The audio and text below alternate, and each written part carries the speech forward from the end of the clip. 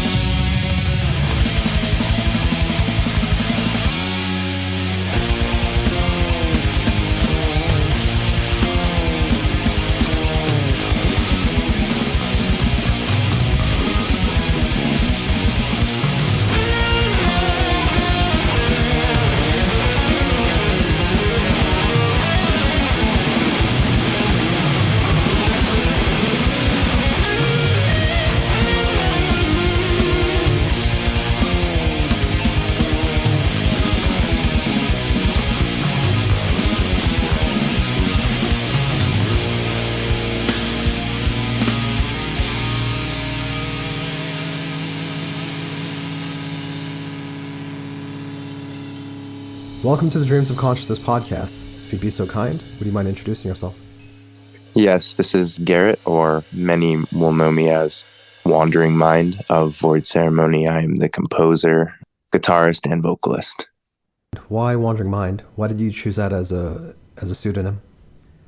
Wandering Mind came about because I'm always thinking of 3 or 4 things at once. Like, my mind is always continually going to different places, dark or, positive energies, anything could be happening in my mind at once. And so I chose that because it fits me, just of like always thinking of things Okay. And as far as VoidCeremony goes, how do you describe the music that you make with this band? I describe the music as almost like a jazz fusion and Japanese video game style music performed in like a old school technical death metal with like tinges of black metal and like tech thrash kind of in there. So as far as the jazz elements go, do you come from a jazz background, or do you have some kind of music school training? Not directly. I'm pretty well versed within theory, and jazz is something that I've obviously dabbled in. It's not something that I've sat and mastered. So I think that it's a skill degree, like kind of like on certain paths, and I chose kind of like a metal, lead shred.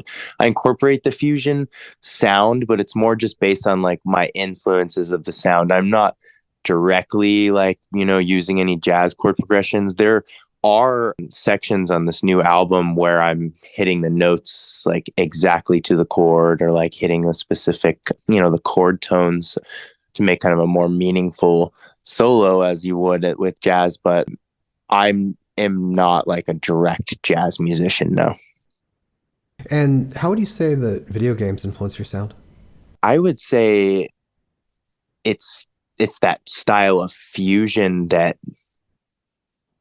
you hear on like some of those like, early 90s Super Nintendo and Sega Genesis games, like the Japanese ones, because you see the Western sound they never really capture the same sense of melody and like expression, I think, in video games, of course, because a lot of the fusion is, like 70s fusion, but the whole thing is with the Japanese sound, it's like they could just really convey an emotion. And for me, it's like I'm not always trying to specifically convey emotions, but it's the feeling that I get from listening to those that it's like give that off in like a metal sense. But it's you don't directly notice it, but I mean it's obviously the biggest influence to me, which most people will see, especially on Threads of Unknowing. Okay, that's interesting. I had a friend who used to talk about the Swedish death metal sound, that late 90s Swedish death metal sound, and he always said it reminded him of like classic Nintendo games, like the soundtracks of those games. Yeah, because it's very, very intense, and it's those games, especially on those NES games like Ninja Gaiden, Castlevania. Those games have some amazing soundtracks, and that's like I could say that you could compare that, absolutely. Like it's the intensity of the compositions is what I think he means. And something about that scale as well, right? Like that kind of like kind of almost classical type scale. Yeah, it's like there's a lot of classical. So it's like it's interesting when you compare like certain video games, like especially in like I would say in that like late 80s period of games, like you had like a lot more of, I would say, like a classical influence, or like that like the harmonic minor with like the sharp 7, minor with the sharp 7, so it's a major 7, so it gives it that exotic sound. Like I would kind of say that kind of had more than I feel like in the 90s, where it became more the fusion, like all the game soundtracks suddenly had this like thumping bass lines, and like amazing sections like of synths, like. So yeah, I mean, just it's kind of like the era kind of evolved, kind of, like it's an interesting point to consider. Is there a particular soundtrack that influenced you? Like, what would the Rain and Blood or the Slaughter of the Soul of video game soundtracks be for you? Oh man, there are so many of them, but man, and on the spot, I would say definitely some like the series Mega Man X, like like the first six games all have this like kind of like shredding feel and like really great melodies and like tons of shredding and riffage going on, and that's kind of something I've directly thanked, especially on the first record in the thanks list, was that, and the Zero series as well. But I would say that and like Shinobi 3 for the Sega Genesis and Mega Drive is that has some of the most amazing, it's kind of metal, but it's like this crazy fusion shred soundtrack with like a lot of Eastern, like, obviously the Japanese style scales, because it's like, the character's a shinobi. And that to me, I would say is like, that's something that really makes me want to like, I don't know, like when I hear it, it makes me want to like jam. And actually been learning some of the stuff from it. There's like a sick cover band called Shred Nobi, and they play all the tracks off of it. And I got to see that live last summer. It was pretty mind blowing.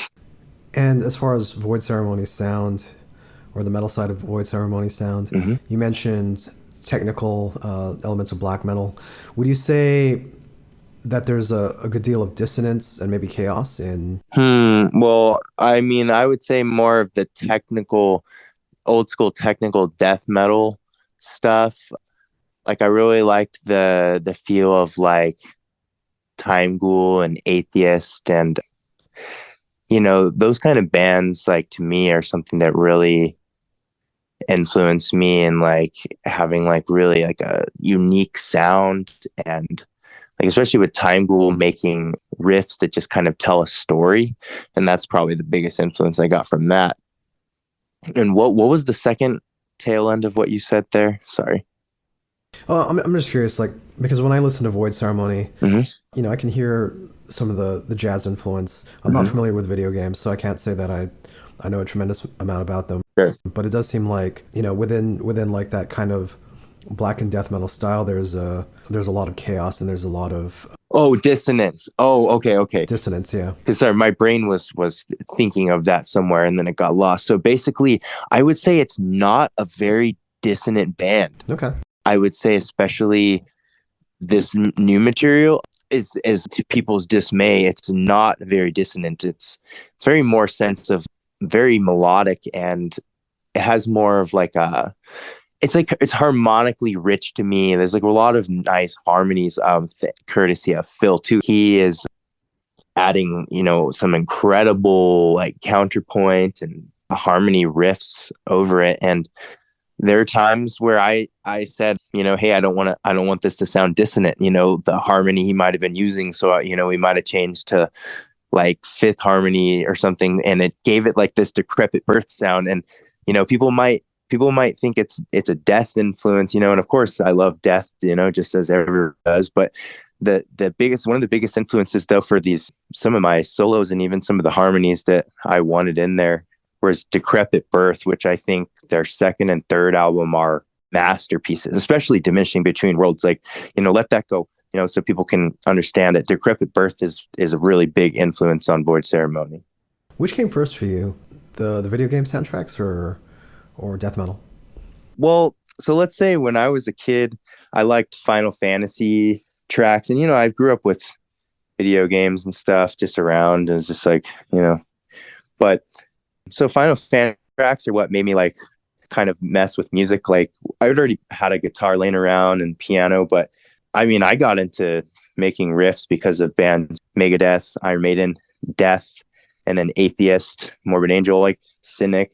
All those bands are kind of like Children, especially. So like metal was like what made me like, yeah, I want to make music. And then so let me also make this disclaimer. Like in the early Void Ceremony days, that was all like direct, like, oh, this is all death and black metal and melodic death metal and like technical influences in there, like Gorguts, Oblivion, like tons of tons of bands like that, Abigor, Abhorror, like, or the first Absu record was huge on the very first VoidCeremony EP demo thing, Dystheism. But the video game thing kind of came about like organically. It was kind of like crept up. Like at the time VoidCeremony formed, which the 10th anniversary comes up in July. Basically, I was getting real heavy into the retro games, like the games I didn't finish as a kid, going back and like mastering Mega Man 1 and like, you know, getting good at all these games. Like I just got good, like just beat them and just like really got gnarly. And then I was like, wow, like, man, these soundtracks have always been good. Like, damn. And then I find myself listening to them just while I'm hanging out, you know, and living my life. And, you know, at work, it's easier to listen to a game soundtrack while you're working like a late night stocking a shelf place, you know, rather than like sometimes it's like the metal, it's like you can't really hear it in your earbuds or something. And like there's like a asshole supervisor screaming at you.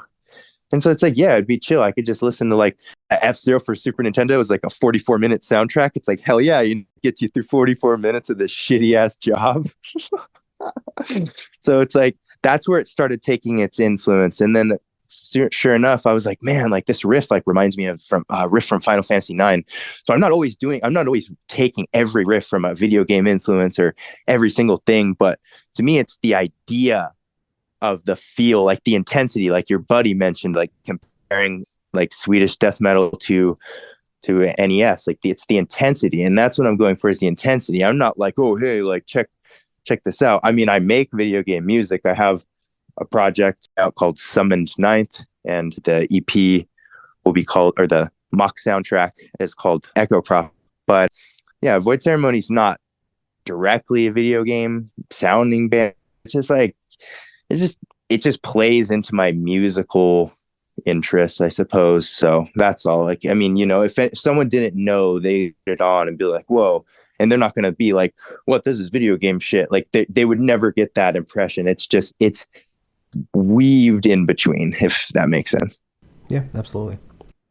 Let's talk about songwriting. Mm-hmm. How does a VoidCeremony song start, and who does it start with? Well, it starts with me either jamming out ideas by myself, or if I hear something that sounds cool, or sometimes I'll just get the compulsion to pick my guitar up and write like a riff. And it's kind of random. If I try to force it, it doesn't really come out, you know? So, I mean, it starts with me kind of writing several riffs. I don't typically repeat things. And then once I have good ideas, which, you know, I have tons of unused ideas and stuff that's gotten lost, and, you know, I meet up with Charlie or whatever session drummer I'm working with, and we go over the tempos, or we figure out the tempos, and we create a map with like the time signatures, and then what I figured out is just get the riff down, record like a rough take of it, and then go and do the drums over it. And I mean, that's how we did this whole last album. I mean, I just came with like a million riffs that I had, and we just did the album in 2 weeks, and, you know, it's worked out perfect because I had those riffs for so long. I'd been writing them for around 2 years. Do you handle most of the arrangements yourself, or does everyone in the band have input on the arrangements? As far as the arrangements, I come up with the majority of them, and then Charlie gives like his final, like, oh, this would sound cool, like 6 times or 8 times. But for the majority of like the structures of everything, that's been decided by me. So Phil and Damon of Stargazer, they add their stuff after the guitars and the drums are already recorded. Gotcha. Okay. You said something about coming up with the drum patterns. Do you do drum demos, or does Charlie come up with everything? I'll kind of just tell him like, oh, like, you know, this would be like a blast here, or like he'll be like, oh, I think I could do like a sick fusion thing here. So it's collaborative, but I mostly have the idea of like, you know, like the riffs, you know, you can just feel what it's going to be. But yeah, I would say it's sort of a collaborative effort, but I'm mostly, you know, choosing what it's going to be in the final result. You said something about session drummers. Uh-huh. Is this because you move a lot, or is the VoidCeremony lineup kind of fluid? I would say with the VoidCeremony lineup, just we're never expecting when someone's going to be unavailable. So it's like everyone is official, but there's a degree where it's like, oh, if we need like a different live drummer or something, it's cool. Or because Charlie wasn't in the band for a couple years, and that's where we got a session drum on Foul Origins. But then due to like Incantation, Morbid Angel, and like other projects he's like playing a lot of live shows with, we basically are going to just have like a live drummer who's going to perform with us for some of these shows in the future. And possibly studio, but hopefully, Charlie will be available for that.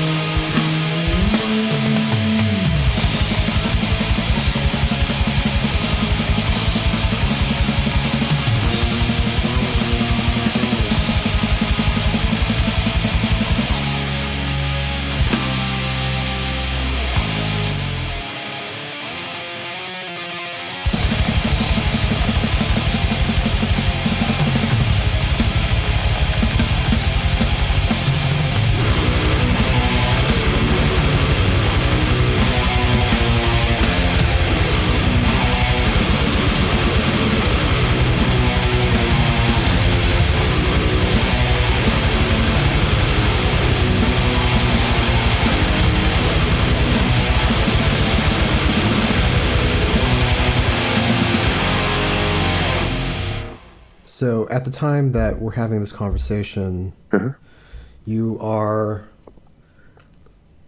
set to release your second album, Correct. which is called Threads of Unknowing, and it'll Yes. be out on April 14th through 20 Bucks Spin. Mm. When did you start working on this album? Man, so I'm gonna have to throw this all the way back. I began writing the second single, Abyssic Knowledge Bequeathed, back in 2014, and we ended up recording it on the Cyclical Descent of Causality demo that came out in 2015, and it was called Benighted by Malignant Sorrow. I got my copy right here. Basically, that's like the earliest song. Like, I wrote a lot of the riffs, and then like the other guys, it helped me kind of shape it. So I was still finding my way with songwriting and everything, but when it came to LVO, like we had that track, Entropic Reflections Continuum. That track was written in like 2020, like 2019 and like 2020, basically. And everything else was 2020 and 21. So the rest of it's like pretty decent as far as like just writing everything. And you've listened to it, right? Yeah. And I've got the previous album and the EP as well. Oh, cool. But from what you're telling me, it sounds like some of these songs actually predate the first album. Oh yeah. Yep. Yeah. The new definitely does for many. Everything. It predates everything. I mean, how would you compare it, even knowing that some of these songs are much older, but how would you compare this album to the first one? I would say that the first album had a strong lineup, strong sound, but the songwriting wasn't all there. Some things, I admit, were not complete. From Reflection of the Void, we got to the end of the tour, and we had sat down in the studio, and Charlie and I just was like, hey, this sounds sick, and it was something that all of us had kind of worked on together, like just like individually. Everyone contributed at the time. That was Ian Mann, John Ryder, Charlie Corin, and myself. But we just, Charlie and I just threw something down, and it just didn't get fully fleshed out, and it starts out very strong. So my whole point is it feels like a rough draft. It feels like, hey, this is the time we had, and and mostly was strong, and then it's like it was just the time, and and I feel like with Threads of Unknowing, it's far more realized. Like I actually knew like specifics and like getting more depth with the songwriting, and this is only a draft for album 3, which I've already begun writing like months and months ago. But it's definitely an upgrade in most senses, but I still think there's a charm to that first full length. Do you think this is a more fleshed out version of your style? Yes, it's more coming. It's like basically found my style completely, and then now it's just a matter of how I can manipulate it to make it the best it can possibly be, which is not yet there, but I am, for the first time, somewhat proud of my own work. This, I think, is possibly one of my best works. So I would say, like, I feel success about it. Like, I don't care what anyone thinks. Like, it's like, yes, it's cool, but it's only the stepping stone for the third full length. What's your favorite song on this album? Easily Forlorn Portrait, no doubt. Why that one?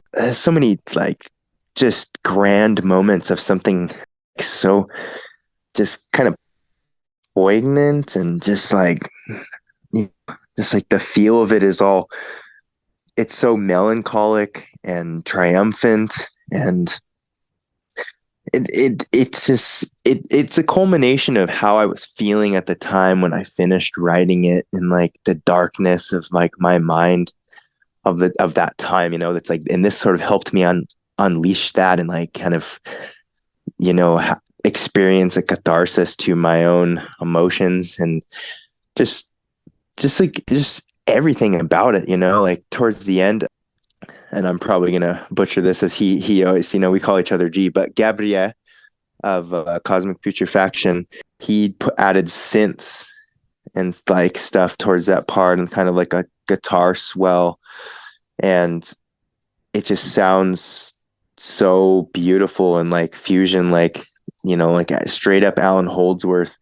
And the bass solo of Damon at the end, it's like just this really chill like bass chord feel, like, and it's beautiful to me, and it makes me reflect on my own life and my own band and creation. And it's basically brought me to tears in the past, after I heard it fully realized, and I would just say that song, I could listen to it and I can keep getting into it. And it's music I made for myself that I can listen to and be like, yeah, like I made this and I can listen to it. Like that's end of story, Forlorn Portrait is the longest song that you've written for VoidCeremony. Is that correct? Yeah, it's just a little bit over Empty Grand Majesty. Yeah, it's just a little bit longer. Did you approach the song knowing that you wanted to write a longer song? It's like weird. I didn't sit down and say, I'm going to make a long song today. It was more of I just kept feeling like this story doesn't end as I'm like writing certain riffs. It's like I want to keep pushing it. And I remember when Charlie and I started writing it together in March 2nd, 2021 or so, him and I started writing these riffs together, like the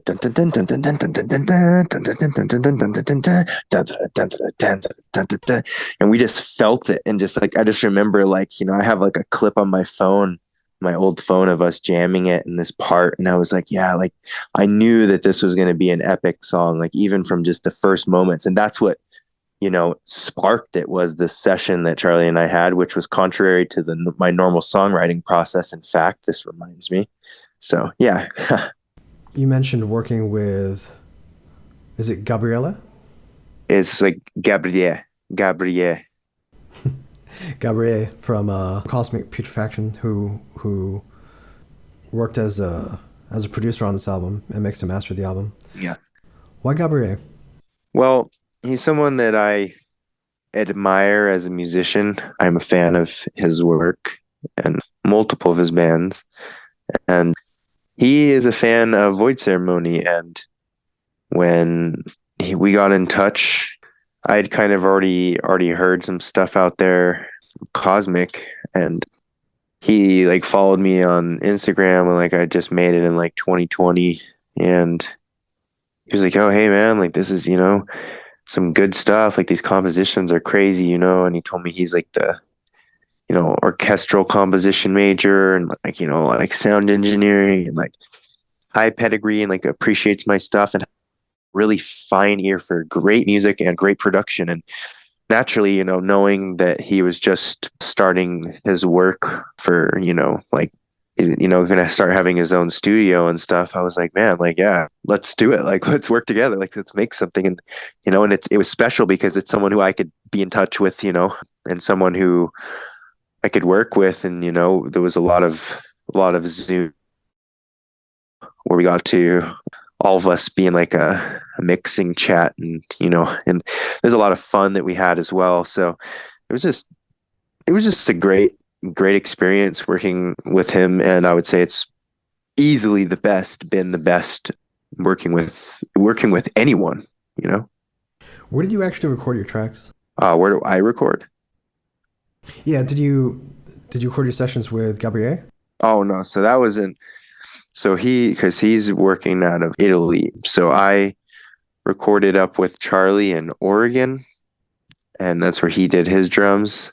I did my rhythms up there, and I did all my vocals and solos here at the local music shop.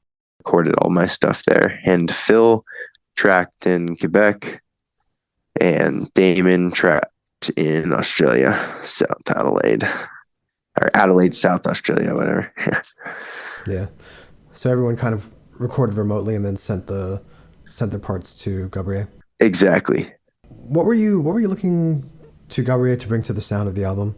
I know you mentioned that he brought some synths and some vocal swells to the last song. Basically, what he did was he brought like the perfect production. I trusted him to envision VoidCeremony with like the perfect production, which is like organic and and like just crisp and just very very old school. And I don't know, I feel like he balanced everything so well. It's like nothing is overwhelming and nothing is too little. Like for me, he nailed the sound, like, which is like hard to do when you're just like, oh hey, here's an email real quick. All right, hey man, good luck. I'm gonna mix your shit. And it's like, yeah, it sounds good. And yeah, all right. And then it's like, it's like, hey, do this different. You never know what you're gonna get. But with him, literally instantly, you're like, oh hey, let's make these adjustments. In like his first mix, everyone was kind of like, wow, like really like only like the most minor thing like that we can adjust and move on. Like it's not like a big back and forth. He instantly was like, boom, solid mixes instantly, and like most of the stuff was just like stuff actually in the end of it. Like he was the genius that we needed for, for this level of work, where it's, like almost fusion performances. I mean, it is fusion performances, but it's just everything is refined in sound that we needed someone who listened to fusion and someone who understood, and that is Gabriel, you know?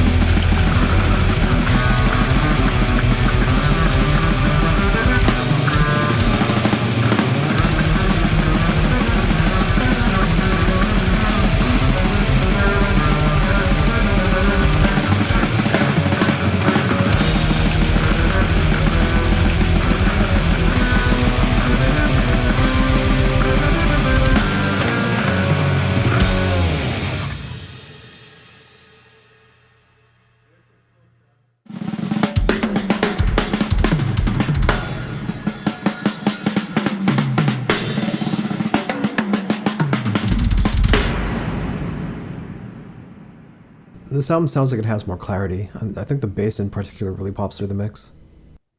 Oh yeah, and he uses fretless and fretted bass. Damon uses both types of bass on this record as well. Okay, so not necessarily tracking both on all the songs, but switching back and forth between the two. Yeah, so I actually need to go and kind of look back myself, but and kind of pick it out. That's something, in the future listens, or I could just ask him as well. But basically, he performed, like, say, on one track fretted and another track fretless. So he did this similar with Stargazer songs. So it kind of had like obviously Stargazer is one of the most profound influences of, like the last 4 Void Ceremony releases, period. So it invokes that sound, and I want to have that mystical, transcendental sound that Stargazer has, and I feel like Damon is the only person in the world who can deliver that. I mean, with Damon based in Australia, how did he come on board? Actually, we didn't really get into how you put the band together with members from all these different parts of the world. Oh, sure. So let's break it down pretty basic. So band formed here in Ramona out of San Diego, California. And, I was working with John of Ascended Dead, and then we needed a drummer, and Charlie was a great drummer, and I kind of already knew that. And so we started working with Charlie. And then shortly after that, Ian Mann of Golgotha and Conjureth, he wasn't even a bassist, but I kind of was like, I knew him from shows for like 3 years before I even knew he played music. And, I met him at the jam space because he was in Golgotha with Charlie and shit, and I was kind of like, oh, hey, man. I was like, are you down to join? He's just like, oh, sure. And we just basically had that, line up, and then, lineup changes, and moved to guitar at one point, and then John rejoined. He went to bass. It was, kind of complex. But as far as Phil, after we put out the Entropic Reflections full length, I was just in touch with Phil, and he had already been a fan of Void Ceremony, and I was a fan of Cathedral like years before I knew him. I was like, oh, that's the guy, like, because Charlie is plays in Funeral with him, and I was like, oh, and like, yeah, man, there's an interview, and Phil, mentions Void Ceremony. I'm like, what? And I was like, wow, like, okay. And this was like a couple years before I actually was like, hey, man, would you ever want to do a guest solo? And he's like, oh, sure. And then it ended up, we became friends and bonding over Dark Souls, which is something I bond over, with people. But I was like, hey, do you want to join? And it just was a good timing. And it was like late 2020, and he joined, and that's that. And then with Damon, it was a little bit different. I was just in touch with him, and it was sort of a very mystical thing, and he enjoyed Void Ceremony, and suddenly we had him performing with us, so on the studio records. Right. But with your members based in different parts of the world, and I believe you said you yourself recently just moved, right? Yeah, just in the same town. Okay. You're not based in France? No. I'm planning to be, yes. Okay, I see. But with everyone living in a different part of the world, I mean, obviously that's going to affect like rehearsals and getting together for right planning tours and things like that. That's fine. It doesn't affect us on a level that we can't still create, and it's not going to prevent us when we do our live shows coming up in probably fall or so. Basically, we're just hiring like a live lineup, like geographically located. So we're going to be performing on the East Coast, and Phil and I are going to be having some guest musicians for bass and drums on that. Gotcha. Okay. Probably like 2 weeks or so. Yeah. Okay. But as far as like writing, as far as the writing process and all that goes, I mean, I've always written stuff, and I was used to in the beginning. My friend John from Ascended Dead would, prioritize Ascended Dead, which I get. It's a sick band, and so Void Ceremony was always like the back like kind of band. And I just got used to that and just kept creating stuff, and I've never really been held back by anyone else. Like if someone can't do it, I'll just have someone else play on it. It's that simple, you know? But it sounds like you're okay with there being a studio lineup for Void Ceremony and a live lineup for Void Ceremony. Yes. Okay. Cool. So by the time people hear this podcast, the new album will be out. Cool. And as you mentioned, you've already started working on music for the next album. Do you want to tell people how that material is shaping up and what they can expect? They can expect, I mean, if you're already familiar with Void Ceremony, I mean, you could just expect the unexpected and improvements in every way. I've already been obsessing and thinking over ways I want to improve and make the next record like a step up. And so that was like even before this was recorded, and it was recorded like over a year ago, or basically a year ago at this point. So I just think if you're a fan of any of the past 3 releases, and the third record will probably blow your fucking brain. So by the time people hear this podcast, Threads of Unknowing will be out through $20 Spin. Garrett, Wandering Mind. Mm-hmm. How can people order the album? What's the best way to get it? Best way to get it's going to be $20spin.com or Bandcamp, $20 Spin Bandcamp. Yeah, I mean, I would say that's the best ways to get it. Or like when we play a show, I mean, why not? But I mean, why wait? Do whatever until then, I guess. And also you can get in touch with Void Ceremony on the website, voidceremony.com. And we're on Instagram, Void Ceremony. It's on Instagram. And I'm on there once in a while. And I don't run the Facebook page. That's another dude in the band. So I'm never on Facebook. Apparently I hear it's not updated or anything, but like I guess I see Facebook as something that does not exist. Like, and it's been that way since 2014. The last message I ever sent was to the guy who did the very first artwork for Dystiasm, Ravager artwork. And I haven't been on Facebook since.